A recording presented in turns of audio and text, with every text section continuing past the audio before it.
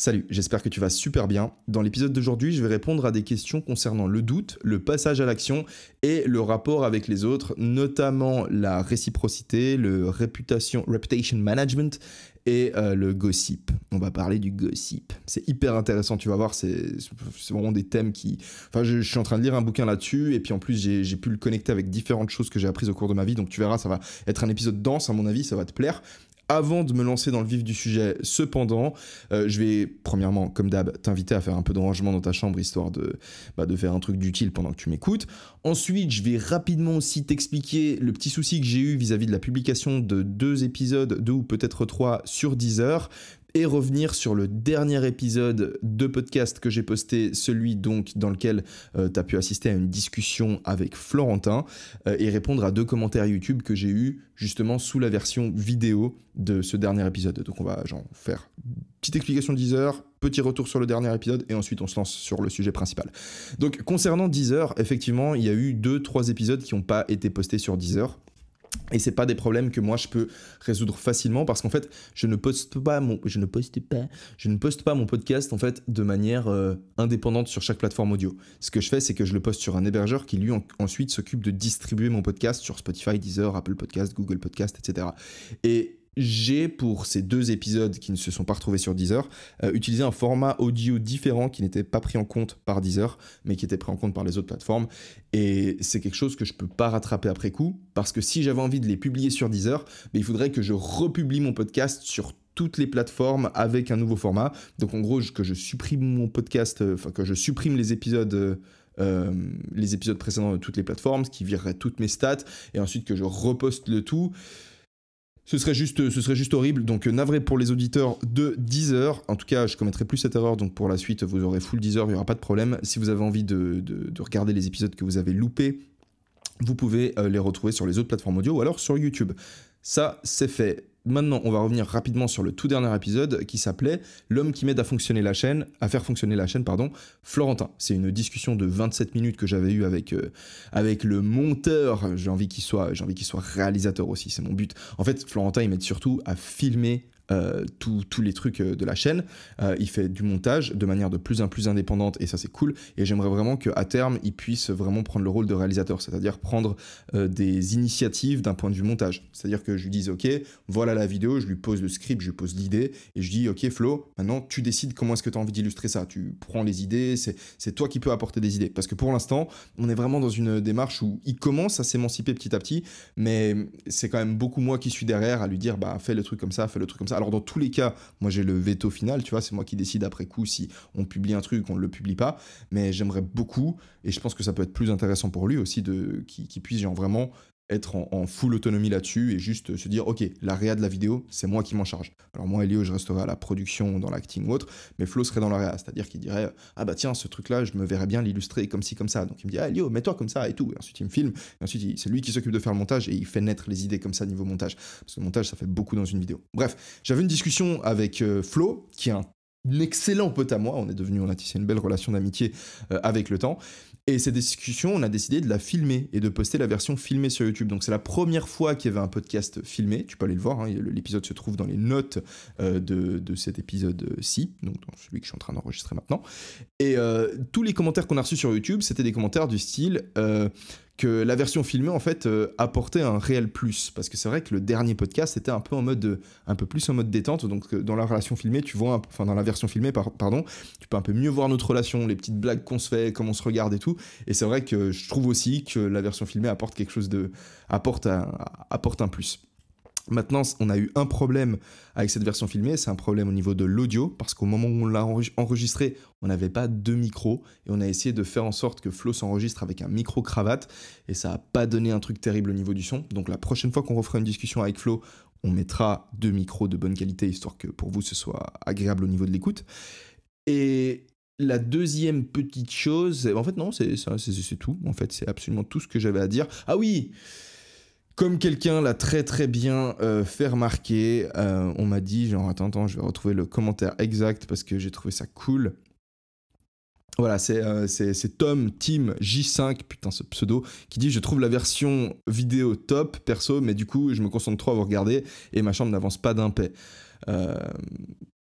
Donc, voilà, ok, il y a mon frigo qui vient de se mettre en marche. Si tu fais pas attention, mec, je vais aller le débrancher. Tu sais quoi, je vais vraiment mettre en pause, je vais le débrancher parce que sinon ça va être chiant pour vous. Voilà, excuse-moi pour la petite interruption, mais je te jure, ce petit c'est hyper chiant. Surtout que je souffre de ce qu'on appelle un déficit de l'inhibition latente, sauf erreur, ça s'appelle comme ça. C'est-à-dire que quand t'as un petit bruit de fond, t'as un mécanisme du style, je sais pas, genre tu rentres dans une pièce, t'as une horloge qui fait tic, tic, tic. En fait, la plupart des gens sont programmés pour... Enfin, le cerveau de la plupart des gens est programmé pour, au bout d'un moment, faire abstraction de ce bruit. C'est ce qu'on appelle l'inhibition latente. Si tu as un bruit continu, ben, ton cerveau, au bout d'un moment, il se dit « Ok, l'information n'est pas nécessaire. Viens, on fait abstraction de ce truc-là, tu vois. » Et moi, j'ai un souci, c'est que mon cerveau, il fait pas ça, tu vois. Donc, si je suis dans une pièce où il y a un bruit continu, ben moi, le bruit continu, je l'entends non-stop. Et c'est hyper chiant parce que, en gros, je peux avoir une discussion avec quelqu'un et si j'entends un bruit continu, que ce soit même des fois une autre discussion qui a lieu une table d'à côté, mon cerveau n'arrive pas à faire abstraction de l'autre discussion qui est en train d'avoir lieu. Et en fait, ça me pose des problèmes de concentration. Bref, du coup, je débranche le frigo et on est mieux. Donc, Tim, ta remarque concernant la version vidéo, pardon, est totalement pertinente. Je suis chaud à reposter des épisodes en vidéo, mais du coup, ouais, concentrez-vous quand même sur votre appart pour ces versions vidéo, parce que le but, c'est quand même de ranger un peu les apparts. Du coup, je vais revenir maintenant sur 2 commentaires qui m'avaient plu. Et ensuite, on va s'attaquer au sujet principal de la vidéo, à savoir les emails que j'ai reçus. Premier commentaire donc de Ryan Tracer. Très cool, très intéressant. Merci Ryan, c'est sympa. Vous faites la paire, c'est stylé. Ouais, on fait une belle paire avec Flo. Et Elio, je sais pas si tu veux donner de la visibilité à ton podcast, mais ça pourrait au moins aider à mettre du contenu régulier sur ta chaîne. Faire ton podcast en live sur Elio Avila Munoz pour ensuite le poster ici. Par ici, Ryan entend la chaîne de podcast. Je ne sais pas si niveau matériel et logistique ça le ferait, mais pour peu d'efforts, en plus tu créerais de l'activité hebdomadaire sur ta chaîne principale, et ce coquin d'algorithme aime bien l'activité, bisous. Alors, très intéressant, c'est peut-être quelque chose que j'envisagerais à faire dans le futur, mais pour l'instant, pour la quantité de personnes que mon podcast intéresse, je pense pas que ça vaille la peine, surtout que ça me rajouterait... Pardon.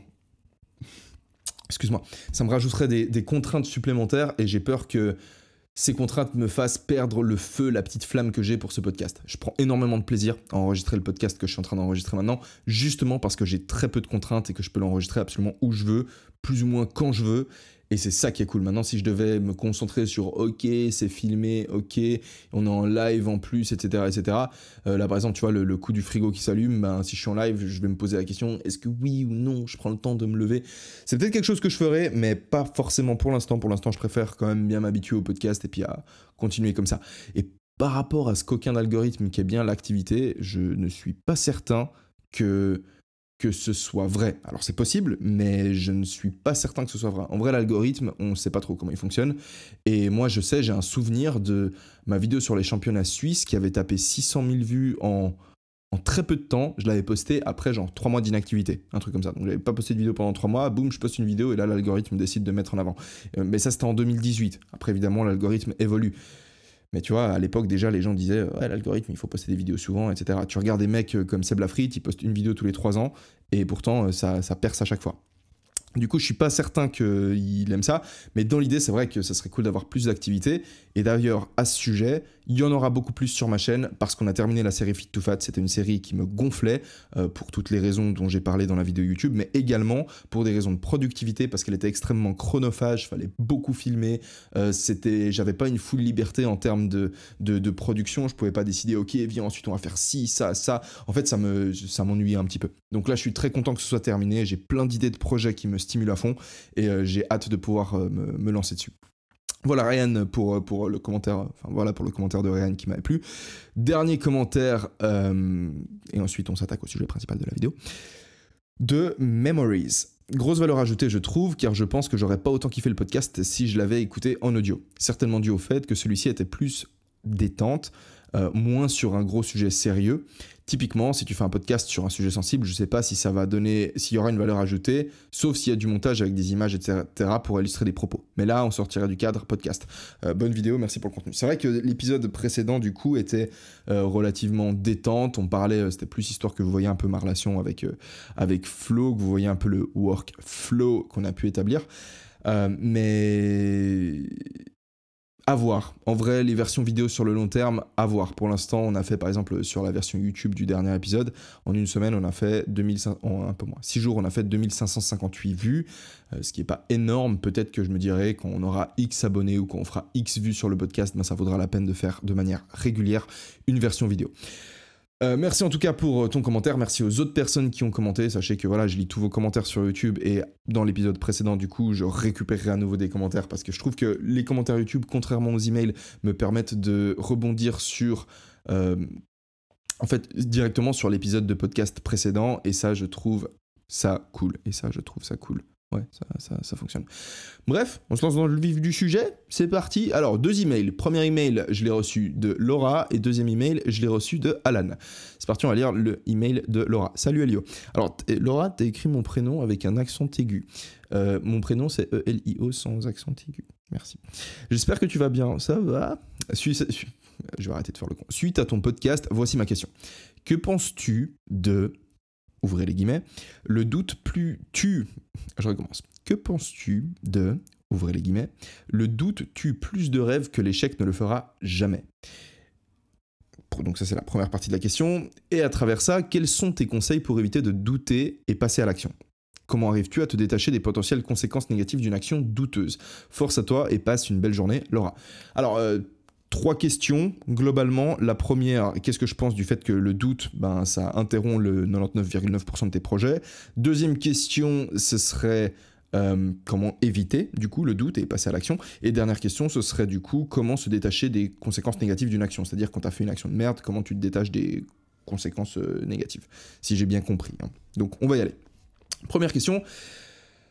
Le doute tue beaucoup de rêves et plus que ce que l'échec ne fera jamais. Alors oui, c'est vrai, la plupart des rêves, ils s'interrompent quelque part, les projets sont tués dans l'œuf, c'est-à-dire avant d'avoir réellement échoué, tu commences même pas en fait parce que tu doutes de toi. Et petite truc au passage, l'échec, quelque part, ton projet il échoue jamais tant que tu décides pas d'arrêter, quelque part, parce que ouais, non, en fait, dans quelques situations, en fait, tu peux juste arriver au stade où tu as vraiment échoué, mais souvent, tu n'as jamais échoué tant que tu continues, en fait. Donc, tu peux toujours retenter, tu es toujours dans le process de réussir à atteindre cet objectif. Mais ce que j'en pense, c'est que c'est très vrai et que c'est bien, en fait. C'est hyper bien que la plupart de tes rêves s'arrêtent au moment du doute. Maintenant, tout dépend de d'où vient ce doute. Mais il faut te dire une chose, c'est que quasiment 100% de tes idées sont mauvaises. Tu peux avoir des tonnes d'idées, tu vas en avoir des tonnes, tu as toujours des idées, moi j'ai toujours des idées, mais tes idées, elles sont généralement hyper mauvaises. Et ça, c'est un truc important à savoir si tu es une personne qui est ouverte. Donc tu sais qu'en psychologie, on a ce qu'on appelle, on a un modèle qui permet d'étudier la personnalité qui s'appelle le Big Five. Et en gros, t'étudies la personnalité d'après 5 traits centraux. Et ces 5 traits centraux, tu peux t'en souvenir grâce à l'acronyme OCEAN. Donc le O pour ouverture, C pour conscienciosité, E pour extraversion, A pour amabilité ou agréabilité et N pour le névrosisme. Maintenant, sur le O de Océan, l'ouverture, tu as des individus qui vont scorer haut en ouverture et des individus qui vont scorer bas en ouverture. En soi, c'est pas nécessairement, et ça je l'ai déjà souvent dit, c'est pas nécessairement bien d'être très ouvert. Par exemple, les Mayas, ils se sont montrés hyper ouverts au moment où les Espagnols sont arrivés. Ils ont dit « Ah mais oui, venez regarder notre culture ». Et résultat, ils se sont fait juste exterminer, en partie par des violences de la part des Espagnols, mais aussi en partie...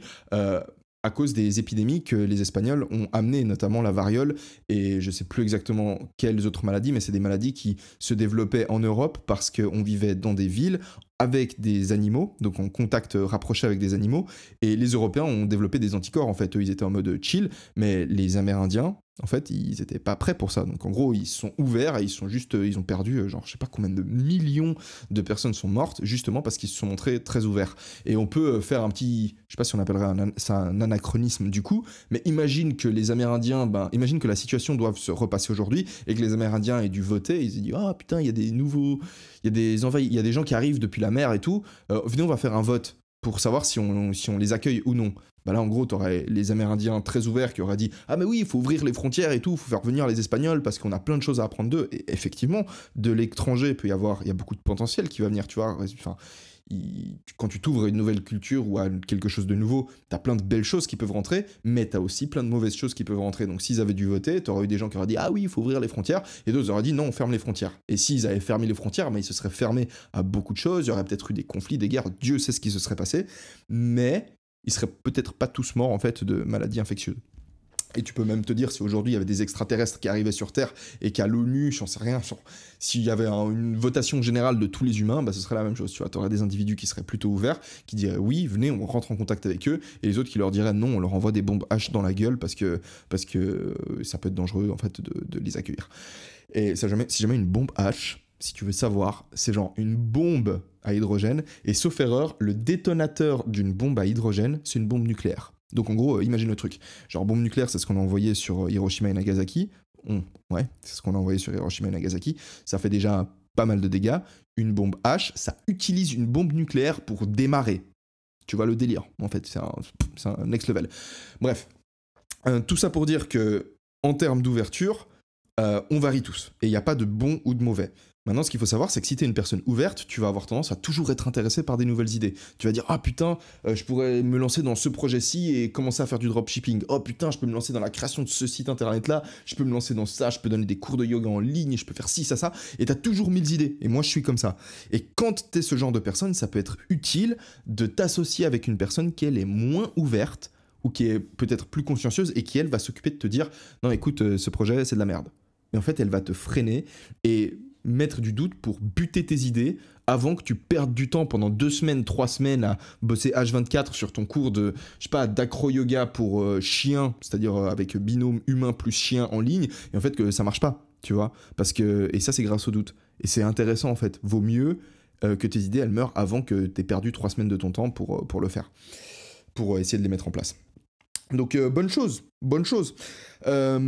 Moi, ce que je te... Après, il y a autre chose il y a une chose qui est différente. Maintenant, si c'est la peur qui te freine de te lancer dans tes idées, c'est différent, en fait. Si tu sais que ton idée peut fonctionner et qu'après y avoir réfléchi correctement, tu doutes quand même parce que t'as peur de fournir l'effort, mais au fond de toi, tu sais que ça va fonctionner parce que t'as fait ton étude sérieusement, c'est différent. Souvent, quand t'as peur, la peur, c'est une indication de vas-y, go, fonce. Les gens qui ont peur, c'est des gens, de nouveau, en reprenant ce modèle de la personnalité, comme je t'ai dit, océan, ouverture, conscienciosité, extraversion, amabilité, névrosisme. Le névrosisme, c'est la tendance d'un individu à ressentir de l'émotion négative.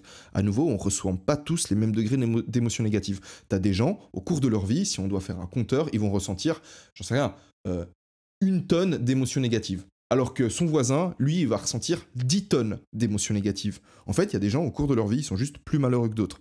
Et c'est important de ressentir de l'émotion négative, parce que l'émotion négative, alors oui, elle fait te sentir mal et c'est chiant, mais elle t'empêche de faire de la merde. Et la peur, typiquement, c'est une émotion négative qui est là pour t'éviter de faire un truc qui pourrait mettre en danger dans un sens très fondamental, ta survie ou ta reproduction. Typiquement, t'as peur de te lancer dans un projet, la peur, en fait, elle t'évite, en fait, typiquement le doute, tu vois, c'est ça. Ça va t'éviter de te lancer dans ce projet et puis de perdre du temps dans un truc qui fonctionne pas et ensuite de mourir de faim parce que t'as pas passé ton temps à travailler pour remplir ton frigo, typiquement. Donc, voilà, et d'ailleurs, c'est marrant parce que je discutais l'autre fois avec... putain, c'était qui ? C'était une fille, je crois, c'était une de mes rencontres. C'est une fille que j'avais rencontrée, avec laquelle je parlais, et qui avait une espèce de combinaison assez dingue, et on en a parlé parce que c'était très intéressant. En fait, mais oui, je me souviens, en fait, je me souviens exactement de qui c'était. Bref, je vais pas donner ton prénom, t'inquiète.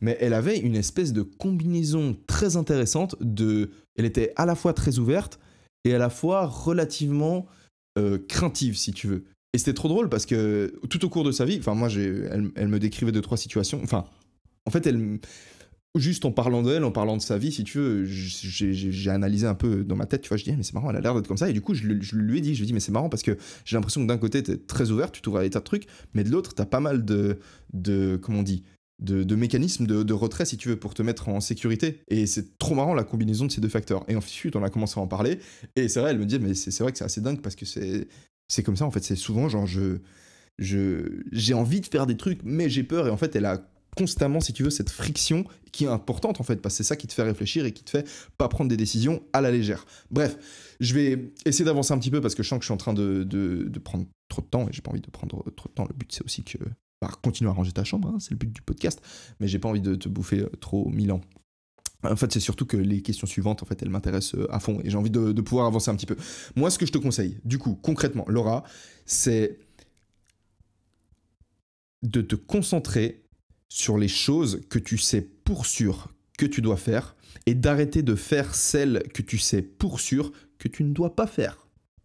Tout simplement. C'est-à-dire que plutôt que de douter sur des idées, tu vois, genre souvent quand tu doutes vis-à-vis d'une idée, tu sais vraiment pas si oui ou non tu devrais le faire, mais vraiment pas, t'as vraiment le doute à 100%, ben arrête de mettre de l'énergie là-dedans. Il y a déjà des tas de trucs que tu sais que tu devrais faire, tu sais pour sûr que ces trucs-là, ils amélioreraient ta condition de ta vie, tu vois, typiquement range ta chambre pendant que tu m'écoutes, et ça, tu sais que ça va être bon pour toi, tu sais que ça va faire plus d'ordre dans ta tête, tu sais que tu vas être plus organisé, avoir un esprit plus clair, ben fais les choses que tu sais que tu devrais faire. Et arrête de faire les choses que tu sais que tu devrais pas faire. Qu'est-ce que tu fais? Tu fumes, tu bois, t'es en train de te perdre du temps à mater des TikTok ou des Reels sur Instagram.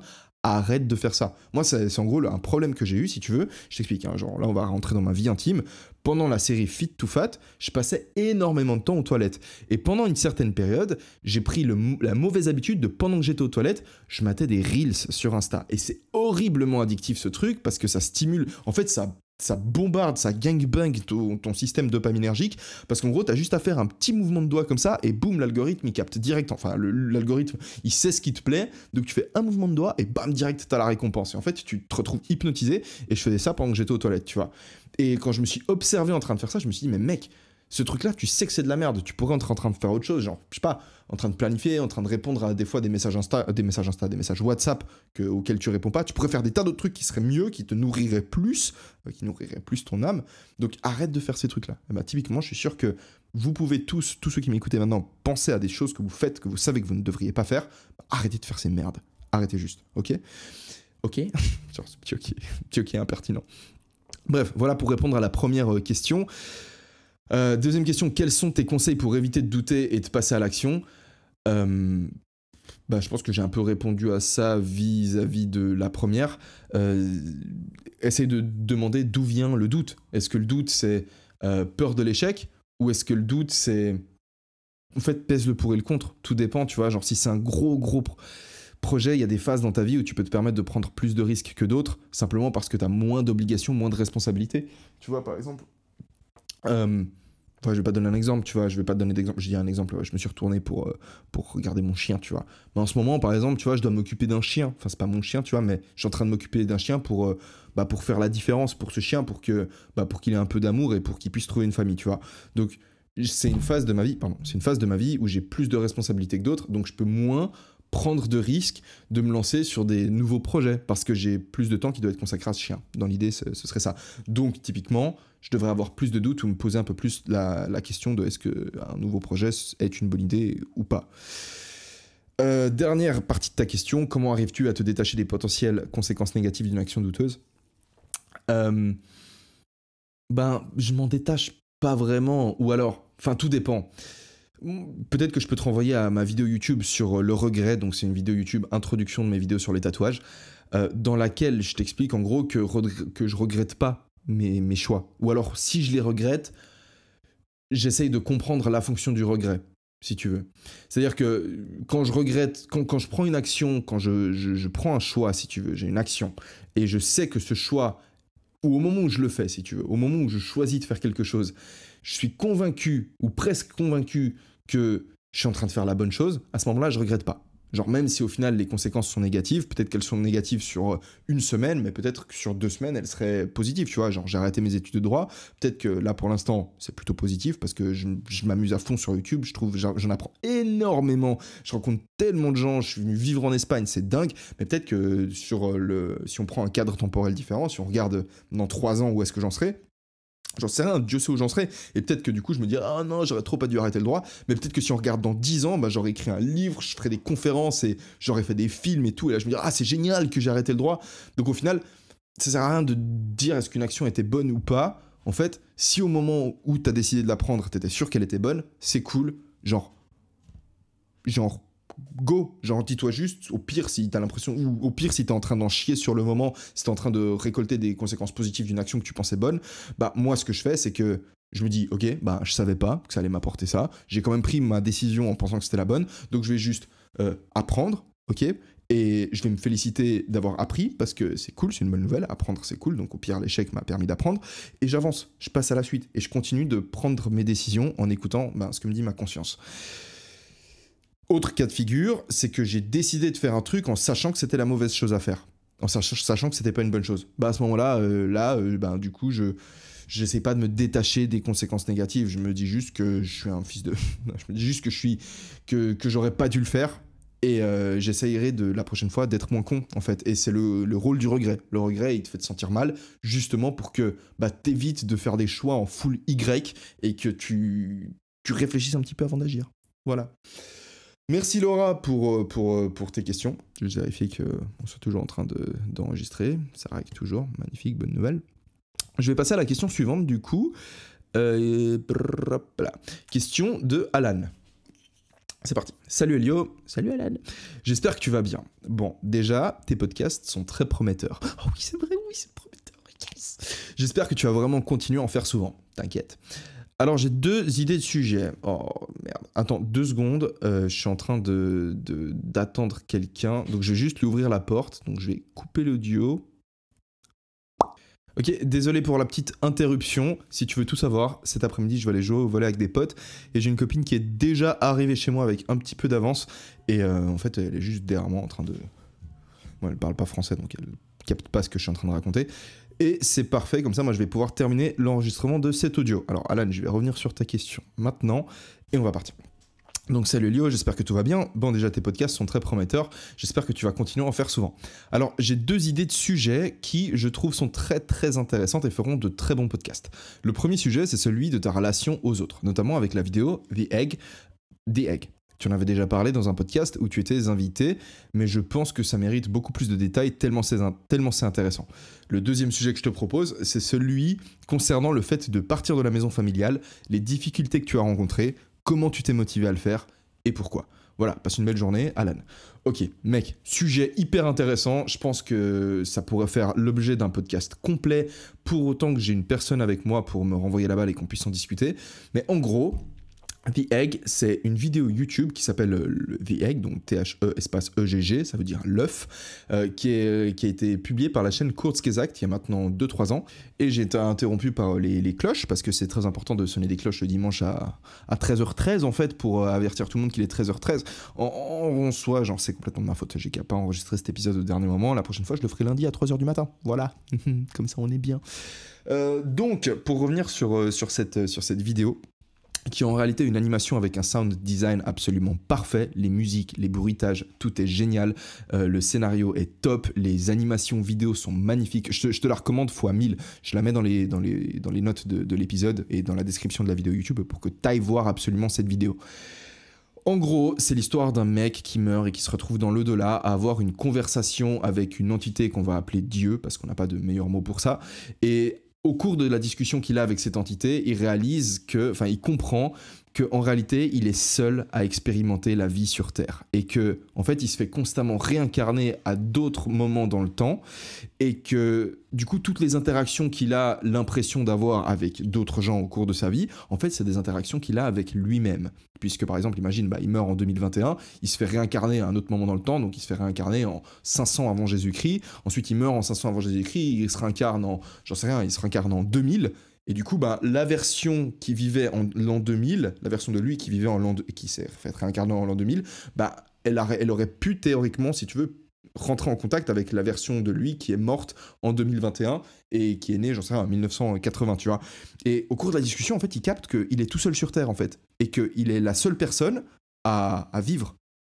Et en fait, c'est assez dingue parce que cette réalisation, en fait, ça lui fait comprendre que tous les actes de générosité, de bonté qu'il a pu avoir vis-à-vis de quelqu'un d'autre, en fait, il les a eus vis-à-vis de lui-même. Et j'ai trouvé cette idée terriblement intéressante pour plusieurs raisons. Déjà de un, parce que c'est magnifiquement mis en scène, en fait, c'est brillant la manière dont ils ont fait ce truc.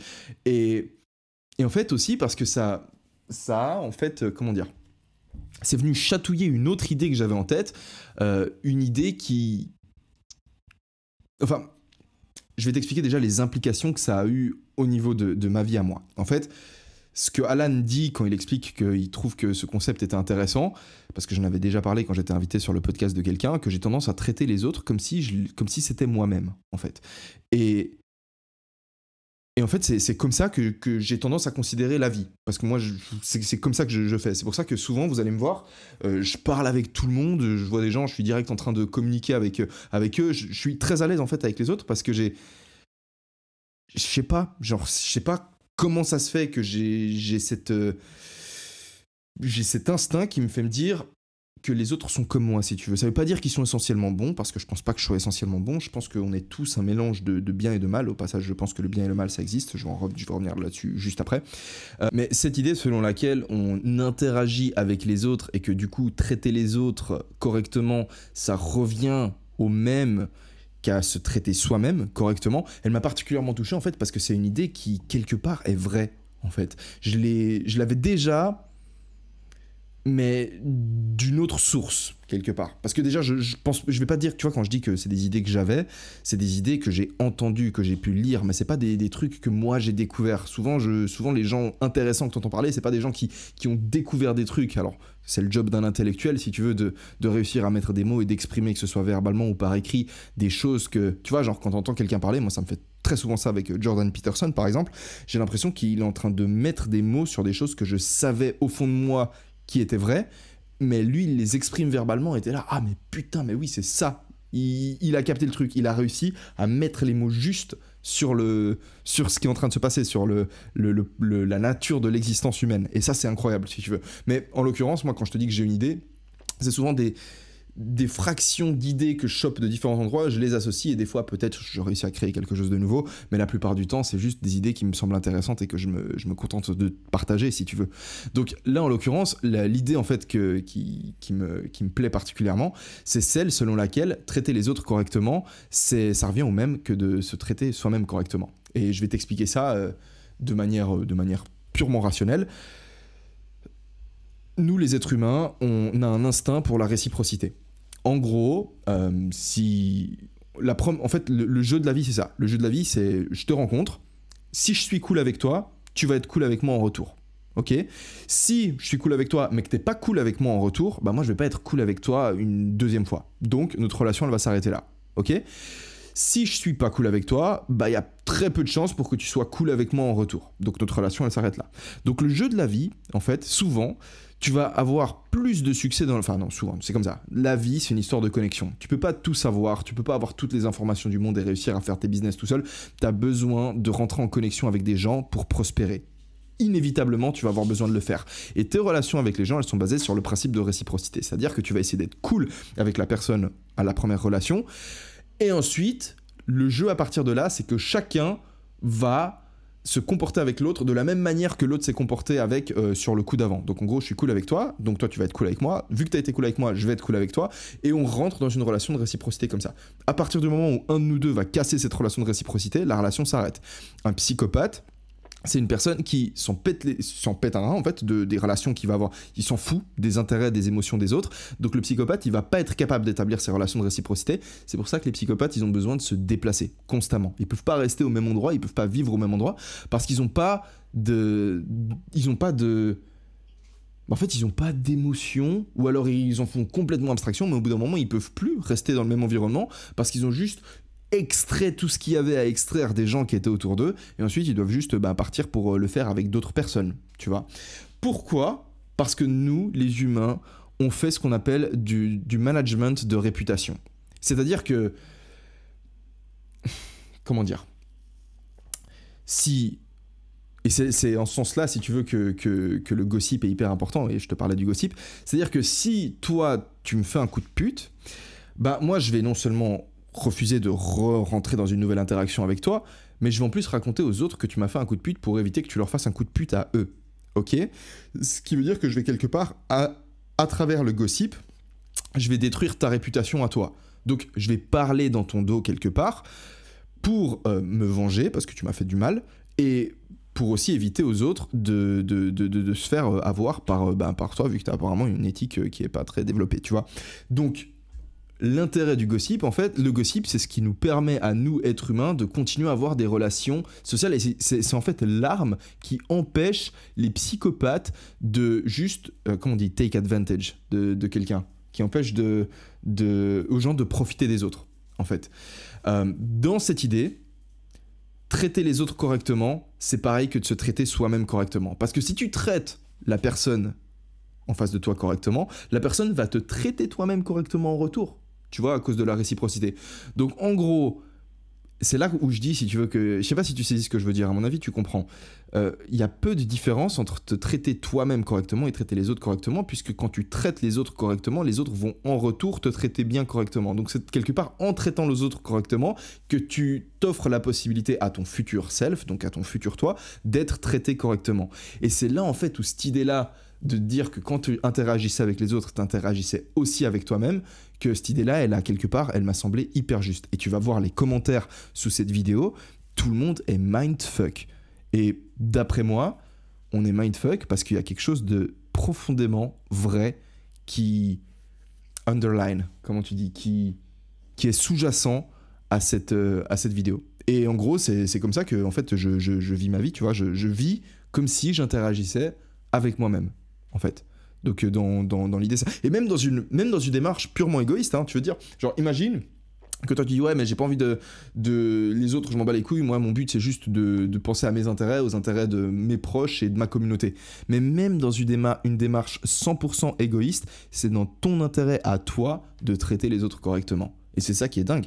Et c'est pour ça que quand je me balade dans la rue, tu vois, moi je parle à énormément de monde comme je te le disais, et comme on me fait toujours la remarque, mais quand je parle avec quelqu'un et que je vois que la personne est réticente à établir un contact, ou je vois des fois il y a des gens, ils sont fermés au contact, ou ils te traitent mal, ou ils te parlent mal, ils disent pas bonjour, ou tout ce genre de choses, les gens ils empêchent cette relation de réciprocité de naître, et je me dis mais les pauvres ils ont pas capté que c'est pas ça le jeu de la vie. Le jeu de la vie c'est t'essayes de lancer des relations de réciprocité avec les gens, t'as des gens avec lesquels ça va pas fonctionner, mais pour chaque personne avec laquelle ça fonctionne pas, t'as une autre personne avec laquelle ça fonctionne, tu lances la réciprocité, et ça veut pas dire qu'ensuite t'es obligé de maintenir le contact avec cette personne, lui dire tous les jours hey salut comment tu vas, mais tu peux, parce que moi c'est comme ça que je fonctionne, j'ouvre quelque part des bulles avec plein de gens, je m'entends bien avec eux, mais je peux pas ensuite genre maintenir un contact régulier avec 100% des gens que je connais, tu vois, c'est juste impossible. Par contre, quand je les revois, mon but ça va être d'être cool avec eux et de maintenir cette relation positive avec eux. Parce qu'en fait, c'est quoi les possibilités? C'est quoi ce qui peut se passer, en fait, concrètement? C'est soit ça te revient direct parce que t'es cool avec la personne elle est cool en direct avec toi, et du coup, bah, tant mieux. Soit ça te revient indirectement parce que t'es cool avec Paul est cool avec Pierre, et du coup, Pierre est cool avec toi. Tu vois l'idée? Genre t'es cool avec Paul il se dit ah putain les humains sont sympas, du coup Pierre demande un service à Paul, et Paul vu qu'il se dit que les humains sont sympas, bah il dit ah vas-y je vais rendre un service à Pierre du coup. Et il se trouve que Pierre bah tu le connais aussi, et tôt ou tard ça te retombe sur la gueule parce que Pierre est content que Paul lui ait rendu un service, donc Pierre va être cool avec toi. Donc ça va te revenir indirectement. Soit ça te revient jamais parce que hasard complet, mais frère tu serais étonné de voir à quel point le monde est petit. Parce que si tu y réfléchis 2 secondes, toi au cours de ta vie tu vas connaître 1000 personnes, ok? Chacune de ces 1000 personnes que tu connais, à supposer qu'elle ait connu 1000 personnes, bah en fait, ça te met... Alors, bien sûr, il y a des personnes que vous connaissez en commun, donc c'est pas exact comme principe, mais tu vas vite voir l'idée. Si chaque personne que tu connais elle-même 1000 personnes, ça veut dire que tu as une personne d'écart de 1 million de personnes. Et à 2 personnes d'écart de 1 milliard de personnes. Ok? Ça veut dire que si, avec les 1000 personnes que tu rencontreras au cours de ta vie, tu balances du positif à ces 1000 personnes, eh ben il suffit que ce positif se répercute 2 personnes plus loin, c'est-à-dire que chacune de ces personnes, elle soit cool avec une personne qui, elle, ensuite est cool avec une personne, ça veut dire que tu as balancé du positif à 1 milliard de personnes. C'est un truc de dingue. Donc, il y a énormément de chances pour que ça te revienne dans la gueule, que ce soit du positif ou du négatif. Du coup, si tu veux être un fils de pute avec les gens, bah réfléchis 2 secondes parce que ça va te revenir dessus. C'est ça le karma, en fait. Le karma, moi je pense pas que c'est un truc qui vient dans l'après-vie, c'est pas un truc que tu chopes dans l'au-delà. Le karma, c'est dans la vraie vie. Le karma, ça te revient ici. Et c'est pas en mode, tu sais pas, genre tu coupes la route à quelqu'un et puis tu rentres chez toi et ton chien a chié dans le salon et karma, c'est pas ça le karma. Le karma, tu le remarques pas quand il arrive. Parce que le karma, c'est les ondes que tu envoies dans le monde, quelque part, ces énergies. Si t'es cool avec les gens, ben tu crées le monde, en fait. C'est ça qui est dingue. C'est ça qui est complètement dingue. Et Du coup, c'est soit ça te revient dans la gueule, soit ça te revient pas. Parce que, hasard complet, tu escroques quelqu'un, et par hasard complet, ça te retombe jamais dessus. Mais le truc, tu vois, comme je t'ai dit, c'est que ça te retombe dessus, mais tu t'en rends pas compte. Mais imagine que ça te retombe jamais dessus. Si t'as fait une action positive qui te retombe jamais dessus, mais c'est quand même bien, en fait. Parce que ça veut dire que t'as apporté du bien dans le monde. Et ça, c'est cool. Comme je te disais avant, le bien et le mal, ça existe. Un relativiste moral, il va dire « Ouais, mais non, scientifiquement, ça n'existe pas. » Et il va te dire que non, en fait. Mais si je me mets à torturer son petit chaton devant lui, le mec, il va devenir fou. Il va me dire « Mais t'es un psychopathe, t'es un malade, t'es satanique, tu vois ?» Et le fait qu'il réagisse comme ça, peu importe ce qu'il dit, le fait qu'il réagisse comme ça, c'est une preuve par l'acte qu'il croit en le contraire.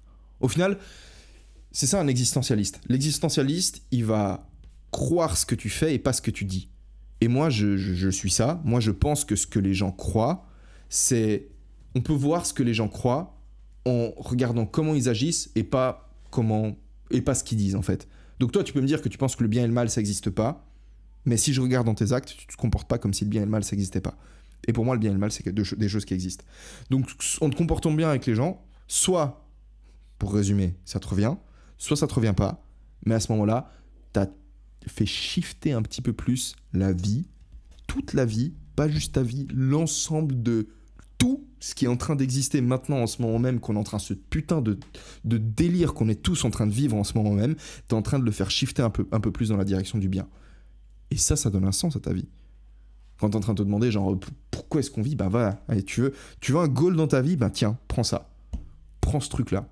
Et ce qui est génial, c'est que non seulement ça peut être un méta-goal, c'est-à-dire que tu peux te dire, ok, je vais orienter mes actions de sorte à ce que ce soit bon pour moi, ok, mais je veux que ce soit bon pour moi demain, je veux que ce soit bon pour moi dans une semaine et dans un mois, mais également, je veux que ce soit bon pour les autres. Pourquoi ? Parce qu'au final, ça revient au même. Voilà. C'est un peu ça l'idée. Du coup, je te propose qu'on se laisse là-dessus. Encore une fois, je t'invite à me laisser un gros like sur YouTube, un commentaire. Je reprendrai des commentaires pour l'épisode suivant. Je ferai pareil avec j'aimerais bien aussi que tu me laisses un petit 5 étoiles, là, un avis sur iTunes. Tu peux passer voir mon site internet, eliavillamonios.com, t'abonner à ma chaîne YouTube, à mon Instagram, je produis du contenu, je t'invite à aller regarder tout ça. Et puis voilà, j'ai dit à peu près tout ce que j'avais à dire. Je vais aller jouer au volley. Le ciel c'est un peu couvert, c'est dommage, mais je pense que cet après-midi il fera beau. Allez, ciao.